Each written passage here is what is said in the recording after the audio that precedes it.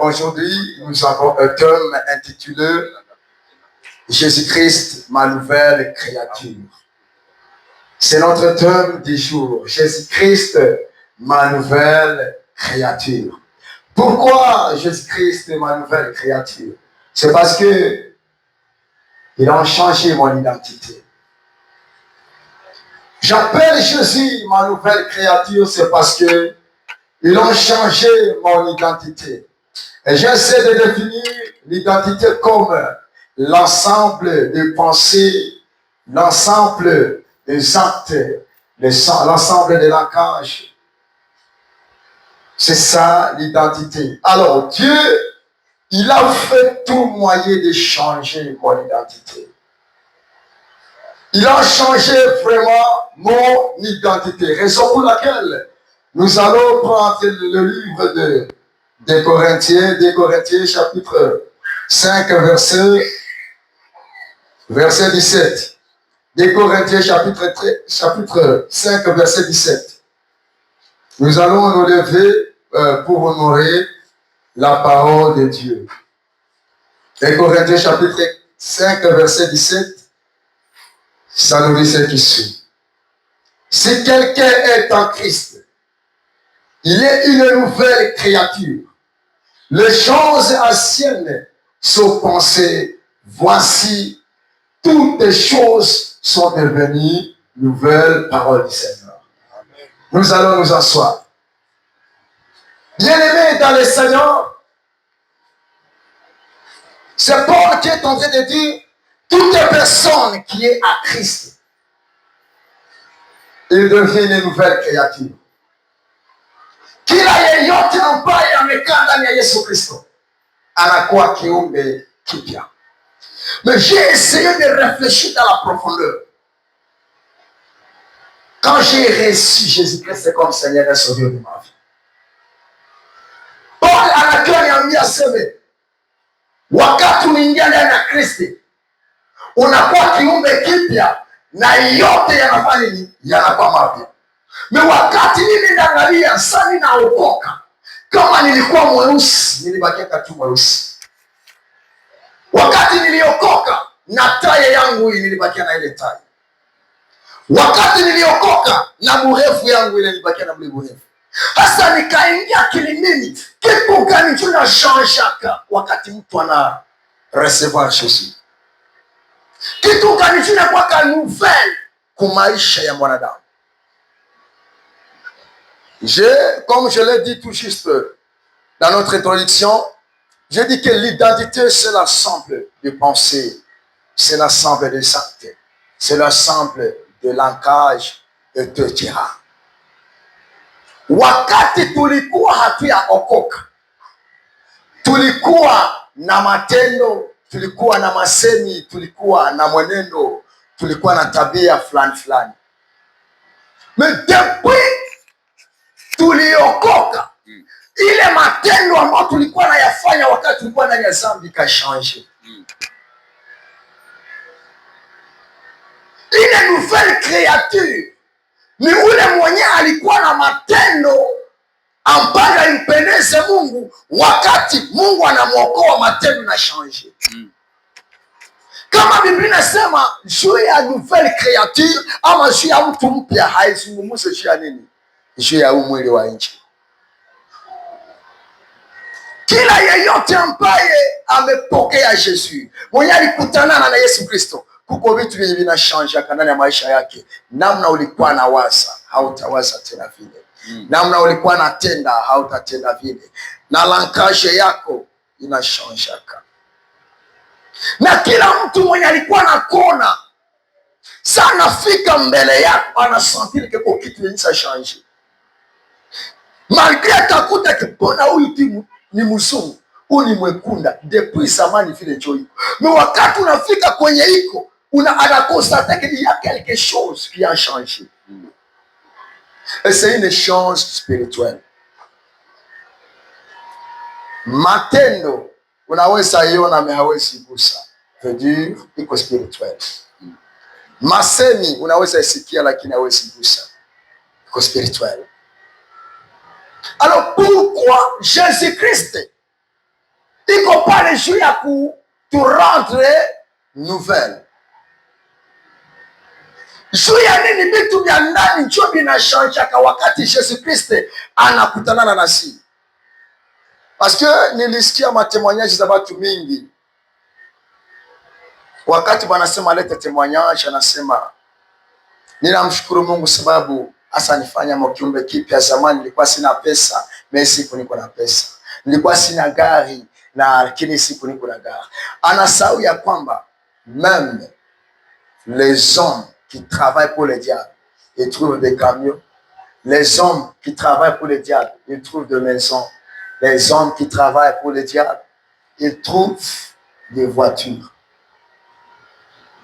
Donc priorité ya Mungu kukutanana na wewe haiko kushanjia maisha yako ya nje. Mais il doit changer spirituellement. Alors pourquoi Jésus-Christ il nous change spirituellement d'abord? Tuangalie hapa. Jean chapitre 4 verset 24. Jean chapitre 4 verset 24. Chapitre 4 verset 24. Inasema hivi. Dieu est l'esprit. Et il faut que ceux qui l'adorent en esprit et en vérité. Pourquoi Jésus, il se concentre d'abord de changer ce qui est spirituel? C'est parce que notre Dieu, il est spirituel. Wakati Mungu mwenye amechange maisha yetu kuwe nouvelle, anashikosantraka ku maisha ya kinani ama maisha ya kiroho, paske yeye ni roho, na anajua ya kwamba kila mtu akakuwa spirituel, atakuwa na kapasite ya kudomine nini, ya kudomine charnel.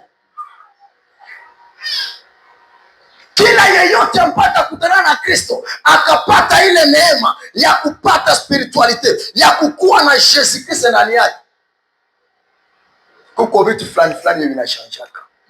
Alors wewe kuna pasha fanya evaluation. Nimekutanana na Jésus Christ. Kitu gani sur le plan spirituel qui me change? Parce que kwa watu wenye banakujua ule Yesu ulikuwa na mjua na Yesu iko leo, hakuna tofauti. Hawatajua ke uko Mkristo juu uliuza gari. Hawatajua ke uko chrétien juu ulishenga nyumba pale. Hawatajua ke uko chrétien juu umetoka kwa location hapana. Parce que vyote venye viko charnel et le diable anavipata.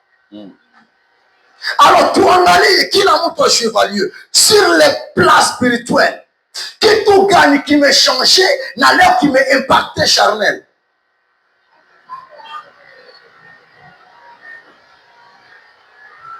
Pourquoi je le dis? Il y a nombreuses personnes qui croient être chantre, c'est être spirituel. Venir à l'église, c'est être spirituel. Prophétiser en gens, c'est être spirituel. Pas te prêcher, c'est être spirituel. Non. Batoto ya shetani banigega mkanisa, banasoma. Batoto wa shetani banaombaka. Batoto wa shetani banaimbaka. Alors, yenye itatudifférencier na batoto wa shetani, na batoto wa Mungu nini? C'est ta manière de réfléchir, ta manière de parler, ta manière de manifester les actes. Matendo yako iko namna gani? Matendo yako iko namna gani? Mwenendo yako iko namna gani? Est-ce que umekutanana na un homme spirituel? Parce que Biblia inasema kwamba hakuna yule ambaye alikutanana na Mungu na akabaki jinsi alivyo. Qu'est-ce qui a changé dans ta vie? Qu'est-ce qui a changé dans ta vie? Bien-aimés dans le Seigneur, nous voulons voir l'objectif qui a poussé Jésus-Christ de faire les hommes spirituels. Jésus-Christ kuturendre spirituel ama kutufanya tukue kiumbe kipya, hakuifanya juu acheze. iko na malengo fulani ambayo iko nafuatilia, iko na malengo fulani ambayo iko nayafuatilia. Ndio maana bien aimé dans le Seigneur, tumeelewa kwamba mwenye iko nafanya watu spirituel ni nani? Ni Jésus Christ. Alors tuangalie objectif yenye imesukuma Jésus Christ leo aitiki atoke mutrone yake akuye hapa kudunia juu atufanye maombi spirituel. Alléluia. Parce que hii mwili yenye tuko naishi karibuni, tuko naishi na karibuni, nafanya nini? Inaenda disparaître, inaenda toweka. Alors juu ya nini Jésus Christ anakuya? Juu aturendre maombi spirituel. Tuangalie ndani ya 2 Pierre chapitre 3 verset 13. 2 Pierre chapitre 3 verset 13. Inasema hivi katika jina la Yesu Kristo. Amen. Mais nous attendons selon sa promesse de nouveaux cieux et une nouvelle terre où la justice habitera, parole du Seigneur. Jésus-Christ iko na tupromettre aseme tuko hapa, tuko na chunga inji dunia nani, mbingu mpya na inji mpya, un nouveau ciel et une nouvelle terre. Et pourtant 2 Corinthiens inatuambia kwamba wakati Jésus Christ anakuya mbele ya mtu, anakutanana na mtu, première des choses anarendre la vie yake ikuwe nouvelle. Pourquoi Jésus amerendre vie yake ikuwe nouvelle? Parce que amenda comprendre kuko nouveau ciel et une nouvelle terre yenye iko prévu kwa wale wenye watakuwa rendi saint, benye vie yao itakuwa nouvelle. Hii mbingu mpya na dunia mpya havitaendaka mubale benye hawakukutanana na mwenye anafanyaka maisha ya watu ikwe mapya. Jésus il a constaté que hii mwili inenda toweka, hii mwili inenda osa, hii mwili inenda rudia kule. Alors inaomba nifanye awa wakuwe waombe spirituel juu dunia mpya na inchi mpya na mbingu mpya wetingia kama ba spirituel. Ba témoin de Jéhovah banasemaka ke tutareti inchi. Témoin de Jéhovah asema ke bon, tutareti inchi. Wakati gani? Biblia iko natuonyesha wazi ya kwamba après enlèvement tutaenda wapi? Tutaenda mkaramu wa bwana harusi na bibi harusi. Ni ndani ya nini? Ni ndani ya nchi mpya, ndani ya mbingu mpya. Wakati bwana harusi atakuja kututwaa ili tuingie wapi? Mbingu mpya ambamo muko wale ambao waliitika maisha yao ya kuwe mapya. Kisha kutoka mbingu mpya tutatoka pale na gouvernement. Jésus Christ atashuka na gouvernement yake mpaka hapa kudunia. Na iko dunia hii yenye muko naona na magari, lakini ni inchi mpya. Na hii gouvernement ya Jésus Christ haiko gouvernement yenye tutokeka na tunapala hizi mapantalo, parce que ile muda tutakuwa tuko transforme, tuko ma esprit. Alléluia. Amen. Wakati tofauti ya hii enseignement na ya batemoin de Jéhovah.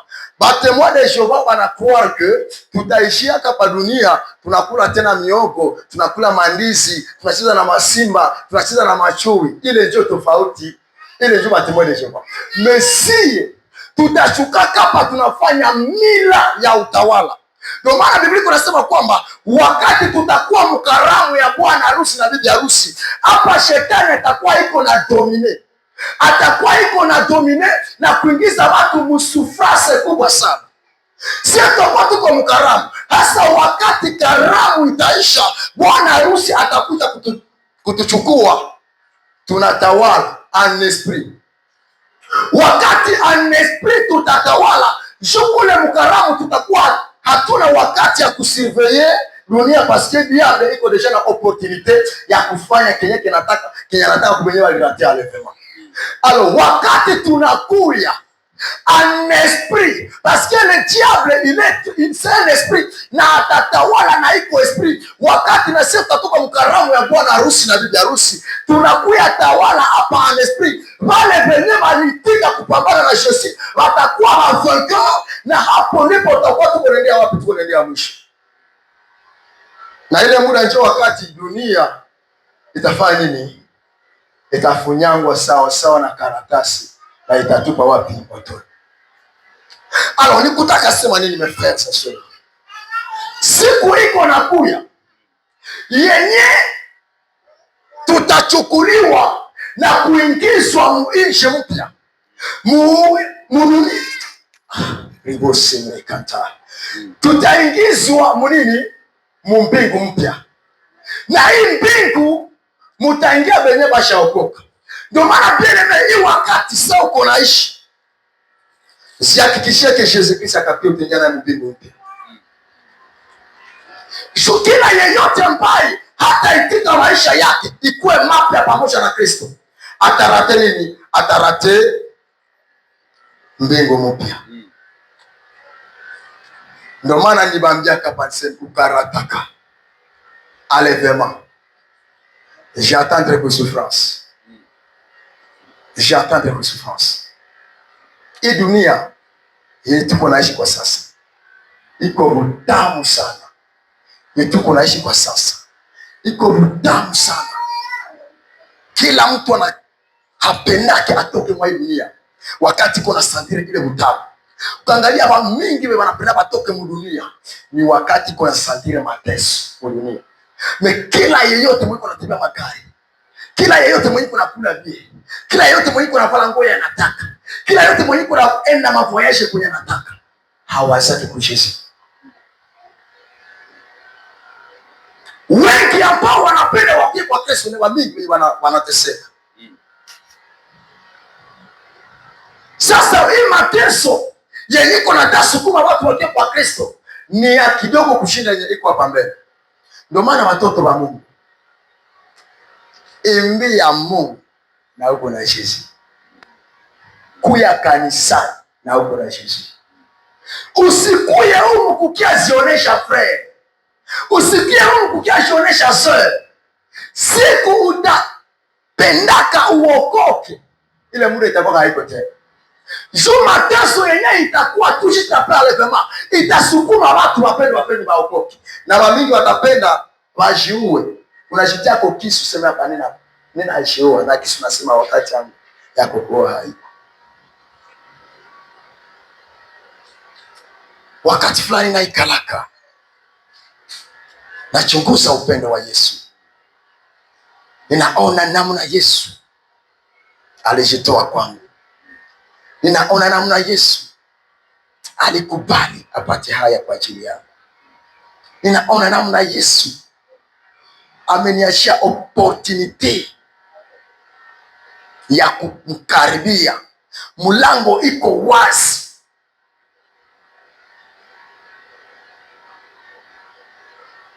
Ananipatia ile faveur. Mesa niko naangalia batu biko na katala ile faveur juu ya utamu ya dunia. Nasema Mungu merci. Nasema Mungu merci. Jésus amefanya kenye anaweza fanya juu uokoke. Jésus ametoa kenye anaweza toa juu uokoke. Decision yako ni nini? Decision yako ni nini? Hii charnel inakufaka, inaoza. Hii charnel inakufaka, inaoza. Mwenye haitaozaka ni esprit. Eski esprit yako imetakaswa? Eski esprit yako imekubaliwa mbele ya Mungu? Eski esprit yako iko tayari? Watoto ya Mungu, sitapenda mkuwe distrait.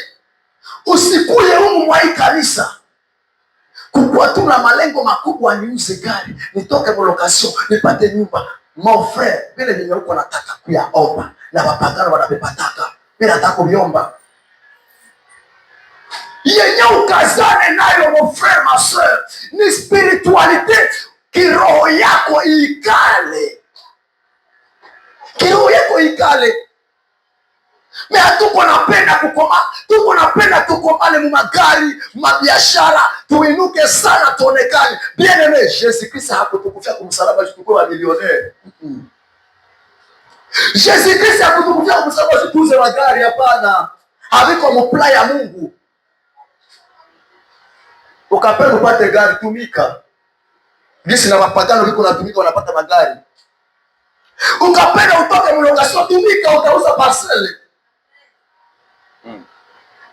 Ndio maana bien aimé, kanisa letu na kampani tusikuwe distrait, tusikuwe sana kanisa zingine tunataka kutengeneza. Sikiliza mtumishi atasema mbarikiwe, mtauza magari, mtainuliwa. Bien aimé, ile jusi kwa ini yako mwa hii kanisa.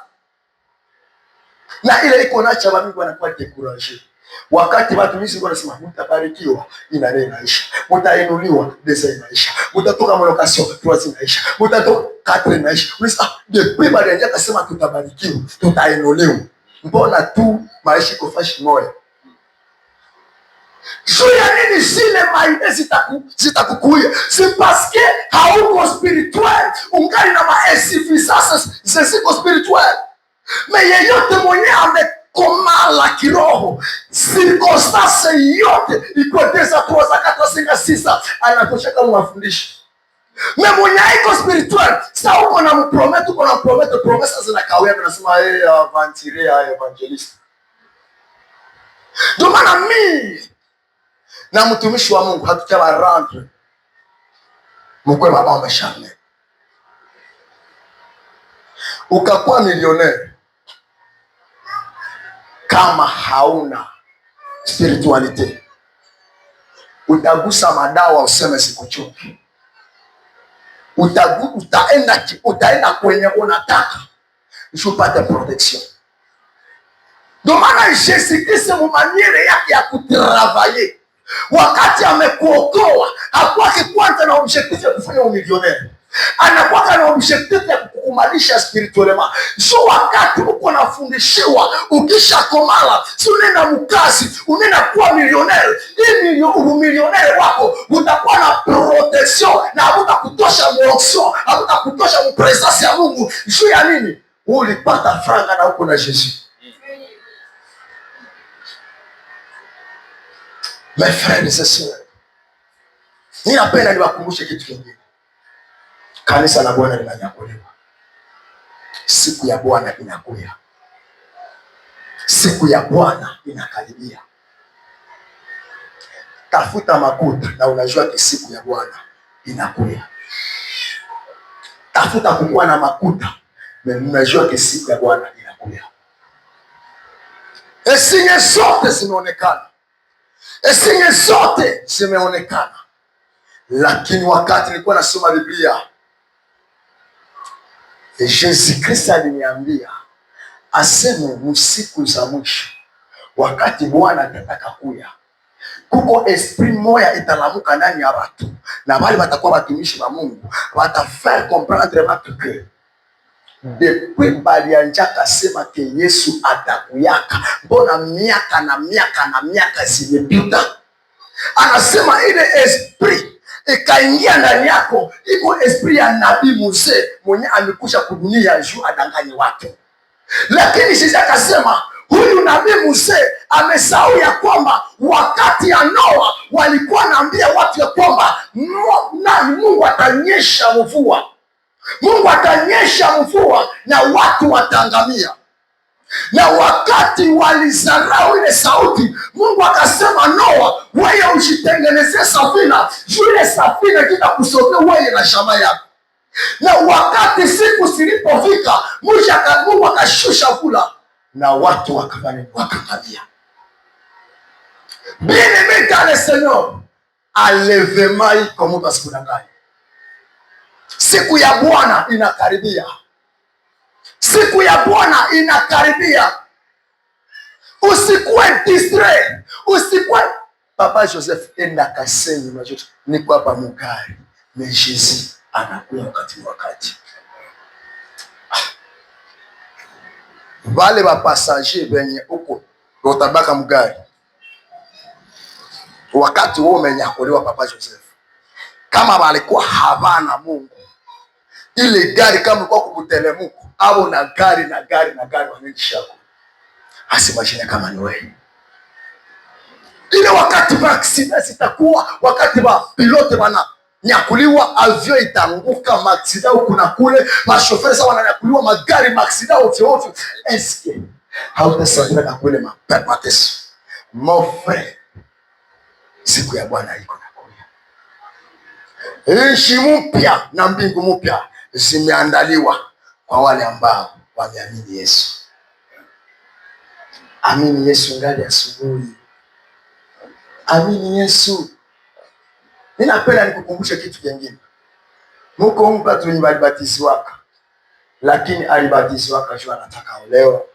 Wengine walibatiziwaka sababu balibabia hamwezi kuwa naimba kama mmeabatiziwa. Wengine balibatiziwaka sababu balipendaka tu babatiziwe juu siku moja wanapasha olewa. Wasiwa complicated.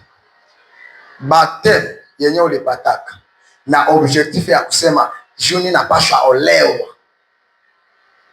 basi ni complicated, haiko baptême. Ubatizo ni jibu la zamiri safi. Unasikia parole de Dieu na unasema no, leo sitafanya moyo wangu kwa mgumu. Unaamua wewe peke, bila kusukumwa na wazee, bila kusukumwa na pasta. Unaamua wewe peke kusema wakati yangu ya kuokoka njoo hii. Nimecheza muda mrefu, Yesu kaa ndani ya maisha yangu. Eske ile sauti sasa kufikia, sema leo sitafanya moyo mgumu.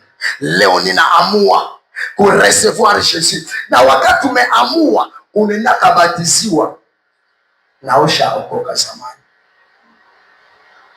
Mes frères, mes sœurs, est-ce que les sauti sakaipata? Tuko na maliza. Bien-aimés dans le Seigneur, ninapenda tuangalie mwa kitabu na tuko na maliza. 2 Pierre chapitre 3 verset 17. 2 Pierre chapitre 3 verset 17. Verset 17 inasema hivi: vous donc, bien-aimés, qui êtes avertis, mettez-vous sur vos gardes, de peur qu'entraînés par les garements des impies, vous ne veniez à des chairs de votre fermeté. Huyu ni Pierre iko natuambia hivi, aseme batoto ya Mungu, mkuwe chonjo, mkuwe chonjo, mkuwe chonjo. Wakati ya shetani kutumika sana ishakaenea, na iko nafanya mwaye yake yote aangamise wengi. Amelewa ya kwamba siku zake zimeisha, amelewa ya kwamba siku zake zimekaribia. Iko nafanya mwaye yake yote aangushe wengi, na ndio maana wengi wako natoka wanaenda mambo ambayo haimpendezi. Ndio nasema mkuwe na nguvu, mkuwe na nguvu, mpigane na mwovu shetani. Juu siku ya Bwana inakaribia. Aseme muwe na nguvu. Ndio maana niko nakuwa naambia kanisa siku zote, sema toi tu ne pas même à mesure de prier pendant 5 minutes dans ta vie secrète avec Dieu. Et pourtant arme ya kabambi inatufanyaka washindi na kutusokesha karibu sana na Mungu na kumjua zaidi ni maombi. Hawezaki na 5 minutes uko ndani ya kanisa ukapima piga magoti kini mkanisa mekunyumba hauyapimaka piga magoti sasa na kuabudu Bwana. Kwako mufia kuinini ya siri. Hauyapiga kama mseme Yesu Kristo. Ninakuabudu na hapa ninahitaji nguvu zako. Mwepengine anaomba karibu hapa. Nzambe. Lelo tala kaka.